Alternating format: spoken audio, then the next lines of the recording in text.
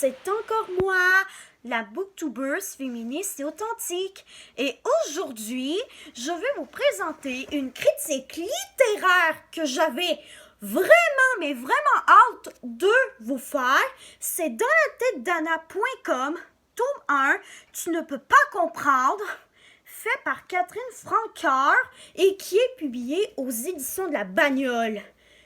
Moi, pourquoi est-ce que j'avais hâte de vous faire cette critique littéraire-là? C'est parce que j'aime Catherine Francoeur. C'est l'une de mes Instagrammeuses préférées. Et en plus, elle fait de super belles photos de couple, de grossesse. Bref, si vous l'aimez autant que moi, n'hésitez pas à m'écrire dans les commentaires, les obsédés de Catherine Francoeur. J'espère ne pas être la seule à aimer Catherine Francoeur. Enfin bref, commençons. J'ai 14 ans. À l'école, je suis la gentille Annabelle, la fille qui ne monte jamais le ton, qui n'a jamais rien de spécial à raconter et qu'on ne remarque pas trop. À la maison, entre ma grande sœur qui réussit à peu près tout et mon petit frère qui est le chouchou de mon papa juste parce qu'il joue au hockey, je suis transparente. Quand on a envie de raconter des choses passionnantes, mais qu'on a une vie plate, il mieux vaut inventer la vie dont on rêve. C'est pour cela que j'ai créé dans la tête d'Anna.com. Ce que j'écris sur ce blog, c'est la vie que j'aimerais vraiment avoir. Et puis, si j'en parle à personne, ça ne peut pas vraiment mal tourner, non? Donc, de quoi ça parle avant que je vous fasse une petite présentation d'un extrait que j'ai beaucoup aimé? En fait, ça parle d'Annabelle Pelletier, une jeune fille âgée de 14 ans qui trouve que sa vie est beaucoup trop plate, ordinaire. Bref, vous voyez le genre. Et que, vu que les gens ne lisaient pas assez son véritable blog, elle a décidé de s'en créer un autre dans lequel elle raconte sa fausse vie. Une vie de rêve. Donc, je vais vous montrer de ce pas un article qui montre la fausse vie d'Annabelle sur Internet. Et voici l'article de blog en question que j'ai envie de vous faire lire. Et c'est parti! La fois où le plus beau garçon de l'école s'est retrouvé à mes pieds. Je suis une éternelle romantique. Pour tout vous dire, j'attendais ce moment depuis longtemps. Et c'est arrivé comme ça tout bonnement un lundi matin. J'étais à mon casier en train de prendre mon cartable pour mon cours de mathématiques qui allait bientôt commencer dans quelques minutes. J'ai refermé la porte et en me retournant, je suis entrée en collision avec lui, un des plus beaux garçons de l'école. Avant que j'aie pu réaliser ce qui s'est passé, il était là, par terre, à mes pieds. Évidemment, je me suis tout de suite excusée, mais a refusé mes excuses d'un revers de la main. Il s'est relevé d'un bond sans aucun effort et m'a regardé de ses beaux yeux bleus. J'étais tellement paralysée par sa beauté que c'est à peine si j'ai entendu la phrase suivante, teintée d'un petit accent. « As-tu envie de prendre un café avec moi cette semaine? » Sans rien dire, j'ai hoché la tête. Cette rencontre, c'était clairement le destin. Moi qui suis célibataire depuis ma naissance, je me demandais justement quand j'allais finir par rencontrer quelqu'un.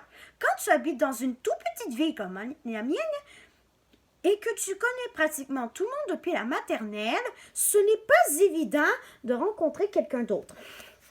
Pour être franche, j'avais peur que cela m'arrive jamais. Sauf que l'univers avait d'autres plans pour moi. C'est un nouvel élève arrivé l'an dernier des États-Unis. D'après ce que j'ai compris, il est né ici, mais il a passé la majorité de toute sa vie dans un univers anglophone, ce qui explique son accent trop charmant. Comme il y en a de plus que moi, je n'ai jamais eu de cours avec lui. Nous n'avons pas non plus d'amis communs, ce qui fait que nos chemins ne se sont jamais vraiment croisés. Je l'ai déjà vu à quelques reprises, mais je ne lui avais jamais parlé. Ce que je savais par contre, c'est qu'il n'est presque jamais célibataire. Il enchaîne les conquêtes comme il change de sous-vêtements. Ok, j'espère qu'il change de sous-vêtements plus souvent que tous les 2 mois, mais ça reste qu'il est un des gars les plus convoités de l'école. Toutes les filles, et probablement même certains garçons, tripent sur lui. C'est aujourd'hui que tout a déboulé pour moi. Enfin, j'ai eu la chance de pouvoir lui parler. Peut-être que je m'emballe un peu vite. Ok, sûrement. On a parlé pendant 5 minutes et m'a invité à prendre un café. C'est tout. C'est juste qu'il est tellement beau. Ses yeux bleus et ses cheveux bruns bataille lui donnent un air de vedette de série Netflix populaire. Et c'est à moi qui a demandé d'aller prendre un café. Pour tout vous dire, j'essaie de ne pas trop m'exciter. Avant son historique, ses relations n'ont jamais duré plus que quelques mois. Et rien ne dit qu'il ne va pas repartir aux États-Unis. Mais c'est plus fort que moi.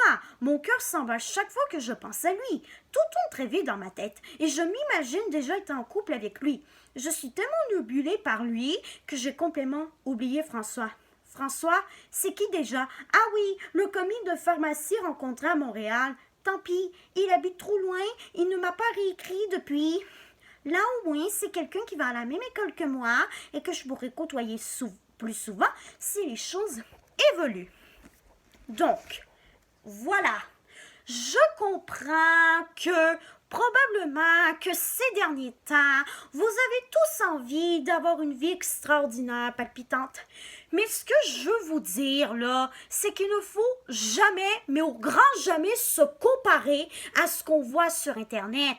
Parce que ça se peut que ces gens-là ne soient jamais allés aux endroits où ce qu'ils nous montrent dans leurs photos. Donc, la conclusion, c'est qu'il faut apprendre à suivre des gens qui ont la même vie que nous. Même si ces gens-là se font parfois critiquer, je trouve que c'est super qu'ils osent mettre leur vie ordinaire de l'avant. Parce que justement, ça prouve que même si la vie est ordinaire, on peut quand même avoir de la gratitude. Donc, voilà, c'était la fin de cette critique littéraire que j'avais eu trop hâte de vous faire. Et la prochaine critique littéraire, qui sera une BD, ça va être la BD de Chopkins, la première bande dessinée, Cascade et rigolade. Donc, voilà, j'espère que vous avez aimé cette vidéo.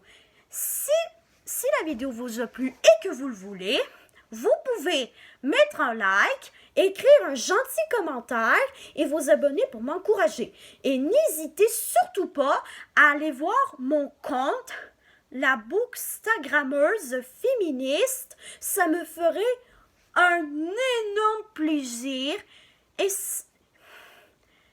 sincèrement là, ne vous gênez pas, s'il vous plaît, pour vous abonner à mes 2 réseaux sociaux de critique littéraire.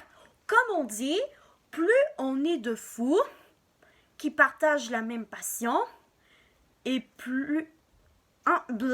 oubliez ce que je viens de vous dire.